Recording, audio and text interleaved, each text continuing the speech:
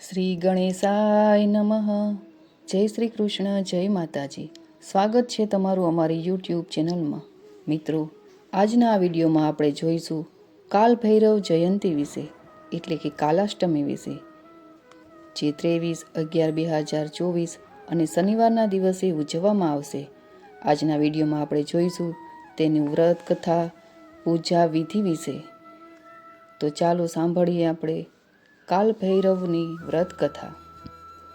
કારતક વદ આઠમના શુભ દિવસે ભગવાન શંકર ભૈરવ સ્વરૂપે પ્રગટ થયા હતા. તેથી આ દિવસને કાલાષ્ટમી કે ભૈરાષ્ટમીના નામે ઓળખવામાં આવે છે. ભગવાન ભૈરવના સ્મરણ માત્રથી જ તમામ પ્રકારના પાપ તથા કષ્ટ દૂર થાય છે. ભૈરવજીની પૂજા ઉપાસના મનોવાંછિત ફળ આપનારી હોય છે.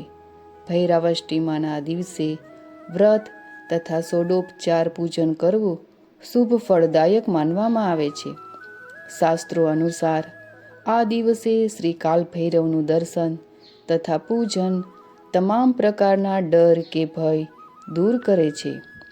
ભગવાન ભૈરવનાથજી મંત્રની વિદ્યાઓના જ્ઞાતા છે. સાક્ષાત રુદ્ર છે. શિવ પુરાણમાં ભૈરવજીને ભગવાન શંકરનું રૂપ કહેવામાં આવ્યા છે. તેઓ સૃષ્ટિના રચનાકાર, પાલનહાર અને સંહારક છે. તેમનો આશ્રય મેળવીને ભક્તો નિર્ભય બની જાય છે તથા તમામ પ્રકારના કષ્ટોમાંથી મુક્તિ મળે છે. ભૈરવનાથ પણ પોતાના ભક્તોની હંમેશા રક્ષા કરે છે.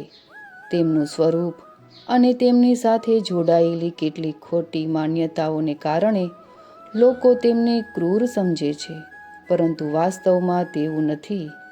કલ્યાણકારી શિવમાંથી જેમની ઉત્પત્તિ થઈ હોય તેઓ તમામ માટે ક્રૂર હોય જ ન શકે. કાલ ભૈરવજી વિશે રુદ્રામય તંત્ર અને જૈન આગમોમાં વિસ્તારથી વર્ણન જોવા મળે છે. કાલ ભૈરવની સાત્વિક, રાજસિક અને તામસિક એમ 3 વિધિઓમાં ઉપાસના કરવામાં આવે છે. તેમની પૂજામાં અડદ અને તેમાંથી બનેલી વસ્તુઓ જેમ કે દહીંવડાનો સમાવેશ થાય છે.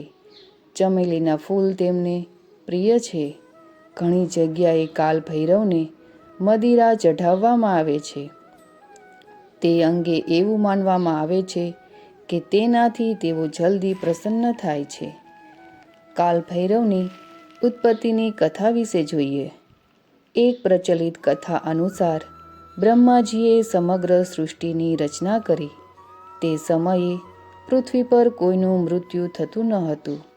તેથી પૃથ્વી પર સતત ભાર વધવા લાગ્યો અને પૃથ્વી બ્રહ્માજી પાસે ગઈ. પૃથ્વીએ કહ્યું કે હું આટલો ભાર સહન નહીં કરી શકું. ત્યારે બ્રહ્માજીએ મૃત્યુને લાલધ્વજ પકડેલી સ્ત્રી સ્વરૂપે ઉત્પન્ન કરી અને તેને આદેશ આપ્યો કે પ્રાણીઓને મારવાનું દાયિત્વ સંભાળ. પરંતુ મૃત્યુએ એવું કરવાની ના પાડી. તેણે કહ્યું કે હું આવું પાપ ન કરી શકું. ત્યારે બ્રહ્માજીએ કહ્યું કે તારે તો માત્ર તેમના શરીરને સમાપ્ત કરવાનું છે. જીવ તો વારંવાર જન્મ લેતો રહેશે. આ સાંભળી મૃત્યુએ બ્રહ્માજીની વાત માની લીધી અને ત્યારથી પૃથ્વી પર પ્રાણીઓના મૃત્યુ થવા લાગ્યા. સમયની સાથે પૃથ્વી પર પાપ વધતા ગયા. ત્યારે ભગવાન શંકરે બ્રહ્માજીને પૂછ્યું કે આ પાપને સમાપ્ત કરવા તમારી પાસે શું ઉપાય છે? પરંતુ બ્રહ્માજીએ આ વિષયમાં પોતાની અસમર્થતા દર્શાવી, જેથી ભગવાન શંકર બ્રહ્માજી પર ક્રોધિત થયા અને તે ક્રોધમાંથી જ કાલ ભૈરવની ઉત્પત્તિ થઈ. કાલ ભૈરવે બ્રહ્માજીના એ મસ્તકને પોતાના નખથી કાપી નાખ્યું. જેણે અસમર્થતા દર્શાવી હતી તેનાથી કાલ ભૈરવને બ્રહ્મ હત્યાનું પાપ લાગ્યું. ત્યારબાદ તેઓ 3 લોકોમાં ભ્રમણ કરતા રહ્યા, પરંતુ બ્રહ્મ હત્યાના પાપથી મુક્ત ન થઈ શક્યા. એવું માનવામાં આવે છે કે જ્યારે કાલ ભૈરવ કાશી પહોંચ્યા ત્યારે બ્રહ્મ હત્યાના પાપમાંથી તેઓ મુક્ત થયા. તે જ સમયે આકાશવાણી થઈ કે તમે અહીં જ નિવાસ કરો અને કાશી નગરીની સુરક્ષાની જવાબદારી સંભાળો. અન્ય એક પૌરાણિક કથા પ્રમાણે એકવાર શ્રીહરિ વિષ્ણુ અને બ્રહ્માજી વચ્ચે બંનેમાંથી શ્રેષ્ઠ કોણ એ બાબતે વિવાદ ઊભો થયો. આ વિવાદે બહુ મોટું સ્વરૂપ ધારણ કર્યું, જેથી ભગવાન શિવે એક સભાનું આયોજન કર્યું. આ સભામાં જ્ઞાનીઓ, ઋષિમુનિઓ, સિદ્ધ સંતોને બોલાવવામાં આવ્યા. આ સભામાં એક નિર્ણય લેવામાં આવે છે, જેનો ભગવાન વિષ્ણુ સ્વીકાર કરી લે છે, પરંતુ બ્રહ્માજીએ નિર્ણયને માનવા માટે તૈયાર નથી થતા તથા મહાદેવનું અપમાન કરવા લાગે છે. શાંતચિત્ત ભગવાન શિવ બ્રહ્માજી દ્વારા પોતાનું અપમાન સહન ન કરી શક્યા અને હુંકાર ભરી આ હુંકારમાંથી ભૈરવજી પ્રગટ થયા. ભગવાન ભૈરવ શ્વાન એટલે કે કૂતરું પર સવાર હતા. તેમના હાથમાં દંડ હતો, તેથી તેઓ દંડાધિપતિ પણ કહેવાય છે. ભૈરવજીનું રૂપ ખૂબ જ ભયંકર હતું. તેમણે બ્રહ્માજીનું 5મું મસ્તક કાપી દીધું, જેણે ભગવાન શંકરનું અપમાન કર્યું હતું. ત્યારબાદ બ્રહ્માજીને પોતાની ભૂલ સમજાઈ. તેઓ ભોળાનાથ તથા ભૈરવજીની વંદના કરવા લાગ્યા. ભગવાન ભૈરવ બ્રહ્માજી અને દેવી દેવતાઓ દ્વારા વંદના કરાતા શાંત થાય છે. આ રીતે ભૈરવજીની ઉત્પત્તિ થઈ. એવી માન્યતા છે કે ભગવાન શંકરે પોતાના જ અવતાર કાલભૈરવને આદેશ આપ્યો હતો કે તમે બ્રહ્માજીનું 5મું મસ્તક કાપી બ્રહ્મહત્યાનું જે પાપ કર્યું છે તેના પ્રાયશ્ચિત માટે તમારે પૃથ્વી પર જઈને માયાજાળમાં ફસાવવું પડશે અને વિશ્વ ભ્રમણ કરવું પડશે. બ્રહ્માજીનું કપાયેલું મસ્તક જ્યારે તમારા હાથમાંથી પડી જશે, તે જ સમયે તમે પાપમુક્ત થઈ જશો અને તે જગ્યાએ તમારી સ્થાપના થશે. કાલ ભૈરવની આ યાત્રા કાશીમાં સમાપ્ત થઈ હતી. હવે આપણે જોઈશું કાલ ભૈરવાષ્ટમીનું મહત્વ. કાલ ભૈરવની સાથે સાથે આ દિવસે કાલી માતાની પૂજા અર્ચના કરવાનું વિધાન છે. કાલી માતાની ઉપાસના કરનારે મધ્યરાત્રિએ દુર્ગા પૂજામાં 7મ તિથિએ દેવી કાલરાત્રિની પૂજા કરવામાં આવે છે. તેવી જ રીતે પૂજા કરવી જોઈએ. ભૈરવજીની પૂજા અર્ચના અને આરાધના કરવાથી પરિવારમાં સુખ, શાંતિ, સમૃદ્ધિની સાથે સ્વાસ્થ્યનું પણ રક્ષણ થાય છે. ભૈરવ તંત્રોક્ત બટુક ભૈરવ કવચ, કાલ ભૈરવ સ્ત્રોત, બટુક ભૈરવ બ્રહ્મ કવચ વગેરેનો નિયમિત પાઠ ભૈરવાષ્ટમીએ તથા નિયમિત રીતે કરવાથી અનેક સમસ્યાઓનું નિદાન થાય છે. કાલ ભૈરવ અષ્ટમીએ ભૈરવજીના દર્શન કરવાથી અશુભ કર્મોમાંથી પણ મુક્તિ મળે છે. ભૈરવ ઉપાસના શનિ, રાહુ, કેતુ જેવા કુર ગ્રહોના ખરાબ પ્રભાવને પણ સમાપ્ત કરે છે. ભૈરવાષ્ટમીની વ્રત અને પૂજન વિધિ. શિવજીના ભૈરવ રૂપની ઉપાસના કરનાર ભક્તોએ ભૈરવનાથજીની ષોડોપચાર સહિત પૂજા કરવી જોઈએ તથા તેમને અર્ઘ્ય આપવું જોઈએ. રાત્રિના સમયે જાગરણ કરીને ભોળા શંકર તથા માતા પાર્વતીજીની કથા તથા ભજન કીર્તન કરવું જોઈએ. સાથે ભૈરવજીની કથાનું શ્રવણ તથા મનન કરવું જોઈએ. મધ્યરાત્રિએ શંખ, નગારા, ઘંટ વગેરે વગાડીને ભૈરવજીની આરતી કરવી જોઈએ. ભગવાન ભૈરવનાથનું વાહન શ્વાન છે, તેથી તેમને પ્રસન્ન કરવા ભૈરવાષ્ટમીએ કૂતરાઓને ભોજન આપવું જોઈએ.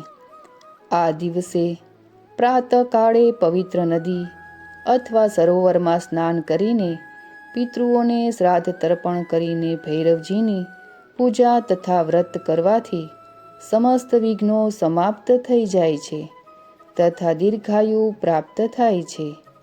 ભૈરવજીની પૂજા ભક્તિ કરવાથી ભૂત, પિશાચ તથા કાળ પણ દૂર રહે છે. હવે આપણે જોઈશું કાલભૈરવ મંત્ર અને યંત્ર. કાલભૈરવ અષ્ટમીના દિવસે કાલભૈરવ દેવની નીચેના મંત્રો દ્વારા પૂજા કરવામાં આવે તો વેપાર વ્યવસાય, જીવનમાં આવનારી મુશ્કેલીઓ, શત્રુ દ્વારા થતી મુશ્કેલીઓ, વિઘ્નો, બાધાઓ, કોર્ટ કચેરી વગેરે કાર્યમાં સફળતા મળે છે અને મુશ્કેલીઓ દૂર થાય છે. ભૂત પ્રેત, મેલી વિદ્યામાંથી મુક્તિ મેળવવા તથા સાહસ અને હિંમતની પ્રાપ્તિ માટે કાલભૈરવ યંત્રની પણ પૂજા કરવામાં આવે છે. ઓમ કાલભૈરવાય નમઃ. ઓમ ભયહરણં ચ ભૈરવઃ. ઓમ હિં બટુકાય આપાદુદ્વારણાય કુરુ કુરુ બટુકાય હિં. ઓમ ભ્રામ કાલભૈરવાય ફટ. હવે આપણે જોઈએ કાલભૈરવના મંદિર ક્યાં ક્યાં આવેલા છે. કાશીનું કાળભૈરવ મંદિર સર્વશ્રેષ્ઠ માનવામાં આવે છે. કાશી વિશ્વનાથ મંદિરથી ભૈરવ મંદિર આશરે 1.5-2 કિલોમીટરના અંતરે આવેલું છે. નવી દિલ્હીના વિનય માર્ગ પર નહેરુ પાર્કમાં બટુક ભૈરવનું પાંડવકાળનું મંદિર ખૂબ જ પ્રચલિત છે. ઉજ્જૈનમાં કાળભૈરવનું જગ પ્રસિદ્ધ મંદિર આવેલું છે. તેની પ્રસિદ્ધિનું કારણ ઐતિહાસિક અને તાંત્રિક છે. અહીં કાલભૈરવને મદિરા ચઢાવવામાં આવે છે. નૈનીતાલ નજીક ઘોડાખાડનું બટુક ભૈરવ મંદિર પણ ખૂબ જ પ્રસિદ્ધ અને પુરાણું છે. આ સિવાય શક્તિપીઠો અને ઉપપીઠો પાસે સ્થિત ભૈરવ મંદિરોનું પણ ઘણું મહત્વ છે. હવે આપણે ભૈરવના સ્વરૂપ વિશે માહિતી મેળવીએ. બટુક ભૈરવનું સ્વરૂપ. બટુક ભૈરવ એ ભગવાનનું બાળ સ્વરૂપ છે. તેમને આનંદ ભૈરવના નામથી પણ ઓળખવામાં આવે છે. તેમના આ સૌમ્ય સ્વરૂપનું આરાધના શીઘ્ર ફળદાયી છે. તે કાર્યમાં સફળતા માટે પણ ઘણી મહત્વની છે. હવે કાલભૈરવના સ્વરૂપ વિશે માહિતી મેળવીએ. તે ભગવાનનું સાહસિક યુવાન સ્વરૂપ છે. આ રૂપની આરાધના કરવાથી શત્રુ મુક્તિ, સંકટ મુક્તિ અને કોર્ટ કચેરીની બાબતમાં વિજય મળે છે. સાથે વ્યક્તિમાં સાહસનો સંચાર પણ થાય છે. તમામ પ્રકારના ભયમાંથી મુક્તિ મળે છે. કાલભૈરવને ભગવાન શંકરના રુદ્રાવતાર માનવામાં આવે છે. લોકદેવતા. લોકજીવનમાં ભગવાન ભૈરવને ભૈરુ મહારાજ, ભૈરુ બાબા, કાલભૈરવ, ગોરા ભૈરવ વગેરે નામોથી પણ ઓળખવામાં આવે છે. કેટલાક સમાજના તેઓ કુલદેવતા છે અને તેમને પૂજવાનું પ્રચલન પણ જુદું જુદું છે, જે વિધિવત ન રહેતા સ્થાનિક પરંપરાનો એક ભાગ છે. યોગમાં ભૈરવ તંત્રને સમાધિપદ કહેવામાં આવે છે. ભૈરવ તંત્ર. યોગમાં ભૈરવ તંત્રને સમાધિપદ કહેવામાં આવે છે. ભૈરવ તંત્રમાં ભૈરવ પદ કે ભૈરવી પદ પ્રાપ્ત કરવા માટે ભગવાન શિવજીએ દેવી સમક્ષ 112 વિધિઓનો ઉલ્લેખ કર્યો હતો, જેના માધ્યમથી સમાધિ પદને પ્રાપ્ત કરી શકાય છે. ભૈરવજીની આરાધનાથી શનિ પ્રકોપ શાંત થાય છે. તેમની આરાધના માટે રવિવાર અને મંગળવાર શુભ છે. પુરાણો અનુસાર ભાદરવા માસને ભૈરવ પૂજા માટે ઉત્તમ માનવામાં આવ્યો છે. આરાધના કરતા પહેલાં એ જાણી લો કે આરાધના દરમિયાન કૂતરાઓને ક્યારેય ધુતકારશો નહીં, પરંતુ તેમને ભરપેટ ભોજન કરાવો. જુગાર, સટ્ટો, મદ્યપાન તથા અનૈતિક કૃત્ય વગેરેથી દૂર રહો. પવિત્ર બનીને સાત્વિક આરાધના કરો. તો મિત્રો, આપને આ વિડીયો કેવો લાગ્યો તે અમને કમેન્ટ બોક્સમાં અવશ્ય જણાવજો. ફરી મળીશું એક નવા વિડીયો સાથે. ત્યાં સુધી મને રજા આપશો અને આપ સૌને મારા જય શ્રી કૃષ્ણ.